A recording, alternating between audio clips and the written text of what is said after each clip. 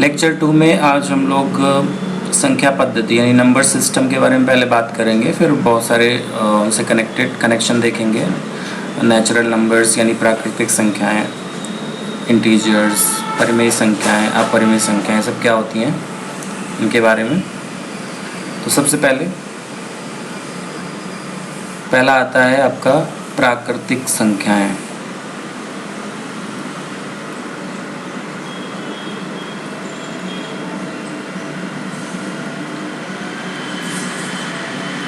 प्राकृतिक संख्याएं का मतलब है जैसे ऐसी संख्या, इसको हम नॉर्मली कैपिटल N से लिखेंगे इस तरीके से, ठीक है।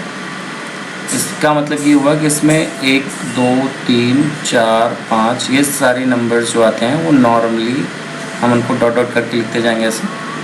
तो ये जो है प्राकृतिक संख्याएं होती हैं, ठीक है। 1 से स्टार्ट होंगी, ध्यान रखना। प्राकृतिक संख्याएं या फिर नेचुरल नंबर।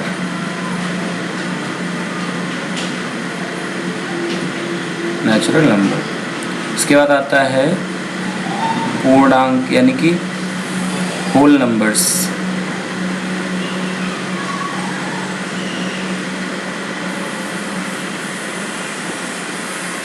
होल नंबर्स का मतलब है, इसको हम W से लिखते हैं। यहाँ पर लेफ्ट साइड में थोड़ा सा सॉलिड बनाएंगे, इधर W से लिखते हैं। 0, 1, 2, 3 ऐसे चलता जाएगा, ये एक एक करके बढ़ता जाएगा। और ये हम कह सकते हैं धनात्मक पूर्णांक, या 0 इंक्लूड करके, मतलब नेचुरल नंबर यानी कि जो प्राकृतिक संख्याएं हैं उसमें 0 और लगा दो तो वो होल नंबर्स हो जाते हैं। धनात्मक पूर्णांक जो होते हैं वो होल नंबर्स हो गए, ठीक है। इसके बाद है पूर्णांक या इंटीजर्स। इंटीजर्स को हम Z से रिप्रेजेंट करते हैं। इसमें 0 आएगा, प्लस का और माइनस का 1 आएगा, प्लस का और माइनस का 2 भी आ जाएगा, प्लस का माइनस का 3 आ जाएगा, एंड सो ऑन, ऐसे चलता जाएगा। तो ये हो गए पूर्णांक। इसमें देखो, इसमें होल नंबर्स जितने वो सारे आ जाएंगे और नेगेटिव वाले भी आ जाएंगे, तो इनको बोलते हैं पूर्णांक या इंटीजर्स। कैपिटल Z इस तरीके से इसको निरूपित करते हैं, ठीक है। तो प्राकृतिक संख्या हो गई, होल नंबर्स यानी कि धनात्मक पूर्णांक हो गए, इसके बाद इंटीजर्स यानी कि पूर्णांक, और इसके बाद अब आता है परिमेय संख्याएं यानी कि रेशनल नंबर। ये एक इम्पॉर्टेंट चीज़ है, सभी को बहुत अच्छे से पता होनी चाहिए, ठीक है। रेशनल नंबर्स यानी कि परिमेय संख्याएं।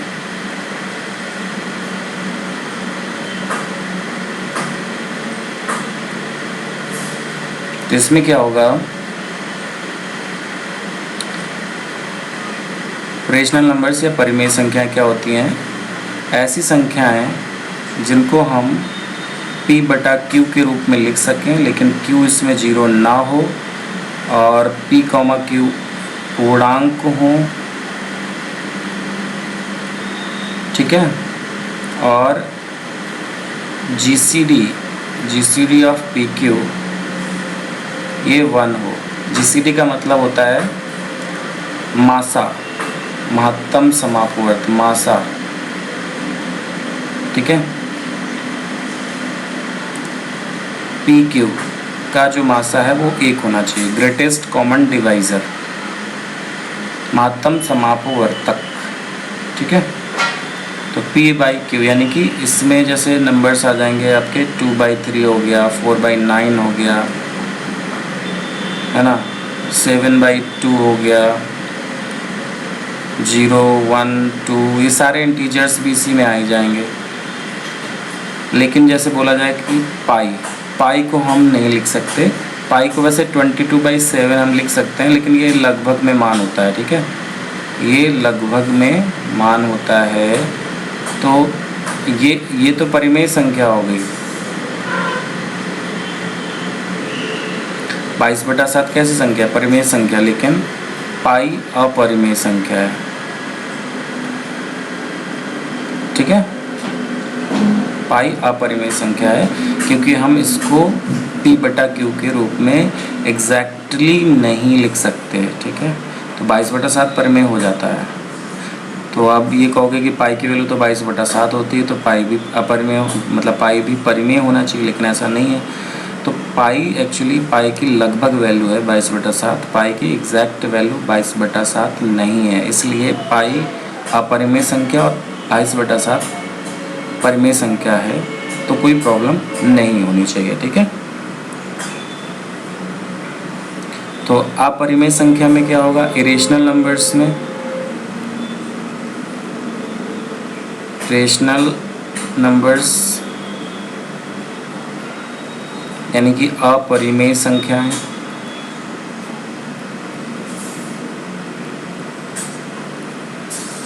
अपरिमेय संख्याओं का मतलब है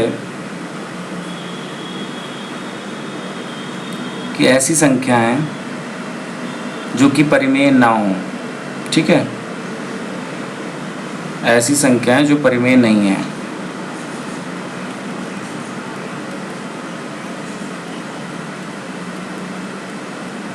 जो परिमेय नहीं है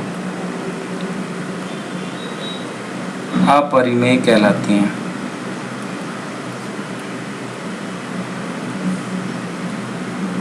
जैसे आप सबने पहले पढ़ा हुआ है कि √2 हो गया, है ना,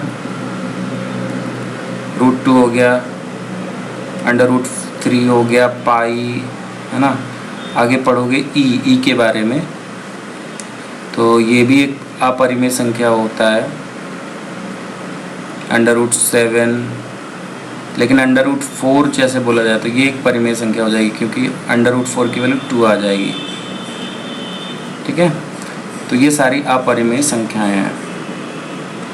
तो अब इसमें एक बात आती है आगे कि अगर हम रेशनल और इरेशनल नंबर्स दोनों को मिला दें तो क्या बनेगा, तो वो बन जाएगा आपका रियल नंबर्स, रियल नंबर्स। ठीक है, इसको हम कैपिटल R से रिप्रेजेंट करते हैं। तो कैपिटल R जो होता है समस्त परिमेय एवं अपरिमेय संख्याओं का समूह वास्तविक संख्याएं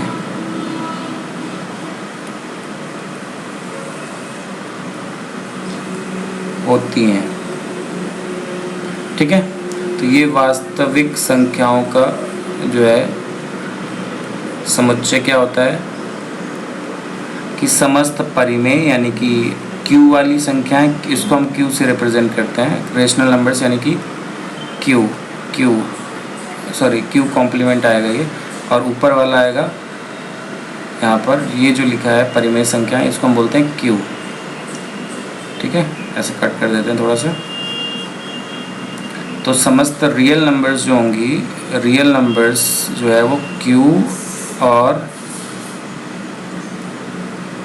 Q complement, Q union Q complement, मतलब Q भी हो और Q कॉम्प्लीमेंट भी हो, मतलब रेशनल भी हो और इरेशनल भी हो, उन सारी संख्याओं का कलेक्शन कर लेंगे, ठीक है। और वो हमारी सबकी सब वास्तविक संख्याएं हो जाती हैं, सारी रेशनल्स सारी इरेशनल्स मिला करके। और एक चीज़ ध्यान रखना कि जो संख्या रेशनल होगी यानी कि परिमेय होगी वो अपरिमेय नहीं होगी, और जो अपरिमेय होगी वो परिमेय नहीं होगी, ठीक है। तो ये कंडीशन यहाँ पर इम्पॉर्टेंट है। इसके बाद एक सबसे बड़ा आ जाता है कॉम्प्लेक्स नंबर का सेट। कॉम्प्लेक्स नंबर, ये आप लोग आगे पढ़ोगे, कॉम्प्लेक्स नंबर या सम्मिश्र संख्याएं।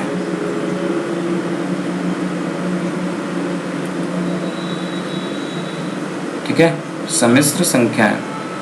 तो कॉम्प्लेक्स नंबर में इसको हम सम्मिश्र संख्याओं में लिखने का जो तरीका होता है वो कैसा होता है कि x बराबर एक्स सच दैट एक्स बराबर ए प्लस आईओटा बी, इस टाइप से लिखा जाएगा, जहाँ पर ए और बी जो है वो रियल नंबर्स होंगे और आई की वैल्यू -1 का अंडर रूट होगी। तो यहाँ पर यही खास बात होती है कॉम्प्लेक्स नंबर में कि वो आयोटा जो होता है इसको हम बोलते हैं आई या आयोटा, ठीक है। आई का मतलब क्या हुआ, आयोटा,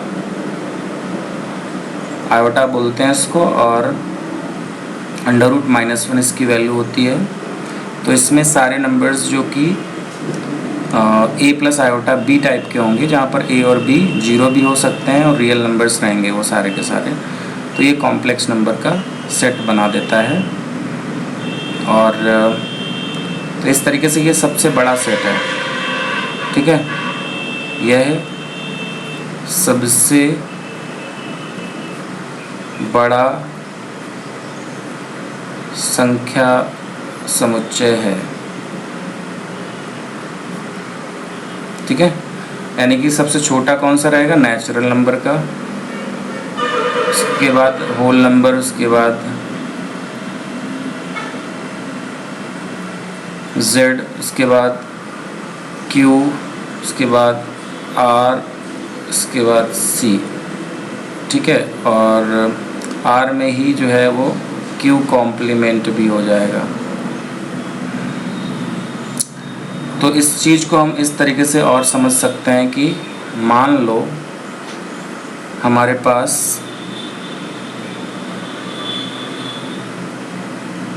एक बड़ा सेट है इस तरीके से,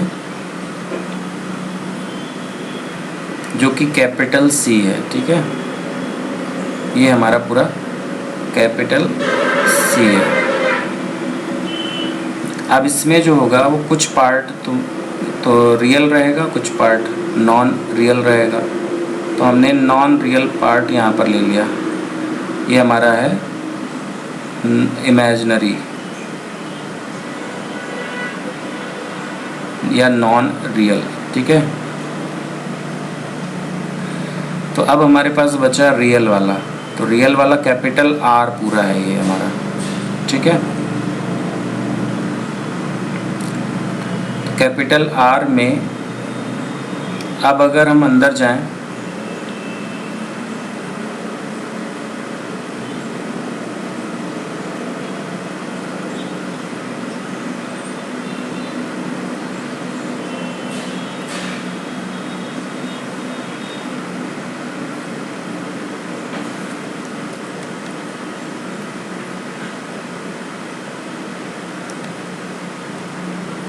वेट अ मिनट,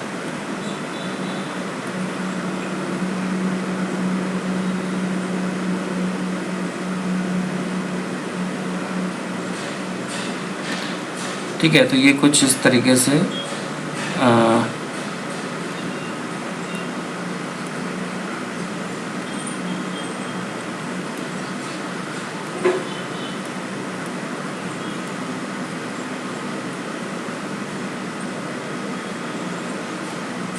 इसको भी मिटा ही देता हूँ।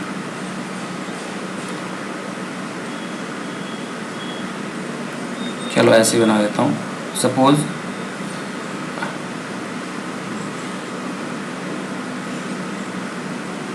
ये हमारा रियल नंबर सेट है, उसके अंदर ये हमारा जो है वो Q का पार्ट हो गया, Q, और बाहर ये Q कॉम्प्लीमेंट रहेगा, ठीक है। Q के अंदर फिर हमारे पास एक इंटीजर्स का सेट आएगा Z का, ठीक है। इंटीजर्स में कुछ पार्ट होल नंबर्स का रहेगा, जैसे ये वाला हटा दो तो यहाँ पर ये होल नंबर्स का पार्ट है, और उसके अंदर फिर जो है यहाँ पर आ जाएगा नेचुरल नंबर्स। तो हम ये देख सकते हैं कि नेचुरल नंबर जो है वो होल नंबर्स के अंदर है, होल नंबर Z के अंदर है, Z Q के अंदर है, Q R के अंदर है, और R C के अंदर है, ठीक है। तो इस तरीके से इनका जो है कनेक्शन बिठाया जा सकता है। क्लियर? तो ये चीज़ अच्छे से समझ लो। इनमें सबसे बड़ा जो सेट होता है वो कॉम्प्लेक्स नंबर का सेट होता है, सबसे बड़ा यहाँ पर जो बन रहा है बाहर कॉम्प्लेक्स नंबर का सेट है।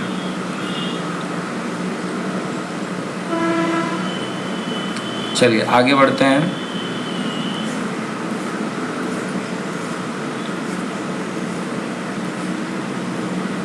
तो अभी हम जो पढ़ रहे थे वो हमारा ये सारे नंबर्स थे।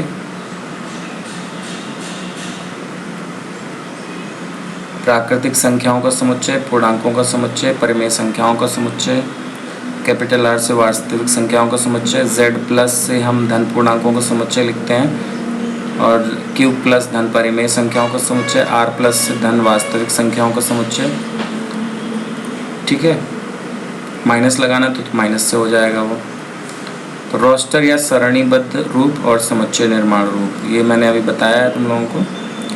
इसके बाद जैसे अब इसमें कह रहा है कि एक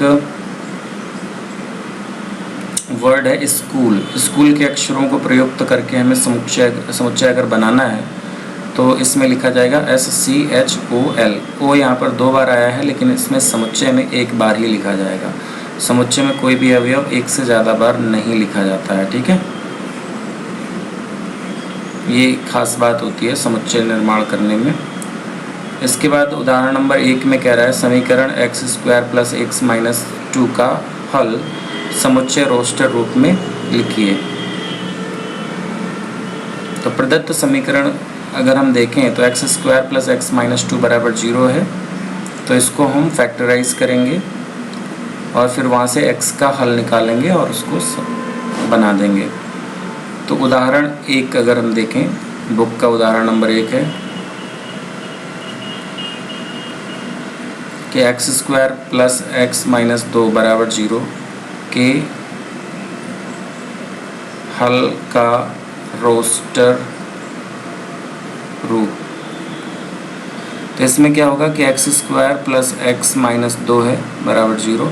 तो हम इसमें 2 को इस तरीके से फैक्टराइज करेंगे जिनका डिफरेंस 1 हो। तो x² + 2x - x - 2 = 0। x common ले लो, x + 2 - 1 कॉमन, x + 2 = 0। तो x - 1 और x + 2 बराबर ये 0 आ जाएगा। तो एक बार हम x - 1 को 0 करेंगे या फिर एक बार x + 2 की वैल्यू 0 हो जाएगी। तो इसको जब हम 0 करेंगे तो x की वैल्यू 1 आ जाएगी, इसको 0 करेंगे तो x की वैल्यू 2 आ जाएगी, -2 आ जाएगी मतलब। तो 1 और -2, ठीक है, 1 और -2 इस तरीके से हमें मिल जाएंगे। तो जो समुच्चय बनेगा 1, -2 ये बना।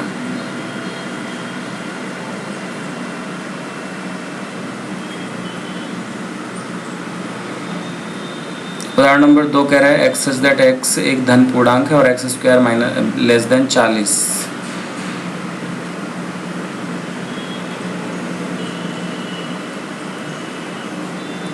x² < 40 और x such that x² < 40, x एक धन पूर्णांक है।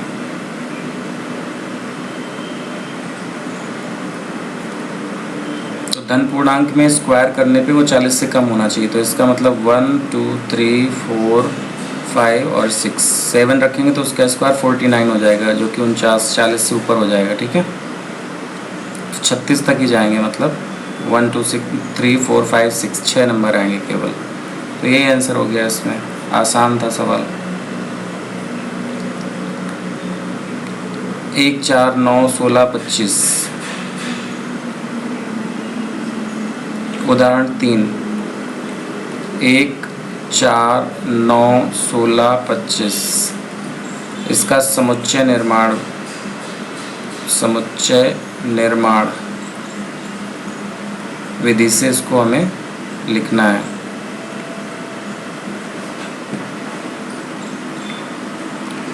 तो इसमें हम क्या करेंगे, देखो यहाँ पर जो 1 है वो 1 का स्क्वायर लिखा जा सकता है, 2 को 2 का स्क्वायर, 9 को 3 का स्क्वायर, 16 को 4 का स्क्वायर लिखा जा सकता है ऐसे। तो ये हमें देखने को मिल रहा है कि नेचुरल नंबर जो है ना, प्राकृतिक संख्या, उनका स्क्वायर लिखा हुआ है। तो हम इसको लिख सकते हैं x is such that x बराबर n स्क्वायर और n belongs to natural number. ठीक है, n belongs to natural number. सारे प्राकृतिक संख्याएं जो है ना, उनके स्क्वायर ये लिखा हुआ है।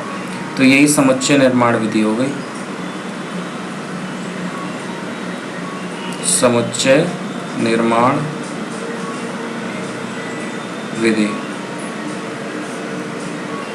ठीक है, ऐसे ही चौथा सवाल है, n/n+1 हो जाएगा उसमें। फिर बाईं और रोस्टर रूप में वर्णित है, प्रत्येक समुच्चय के दाईं ओर समुच्चय निर्माण विधि में मिलान करना है।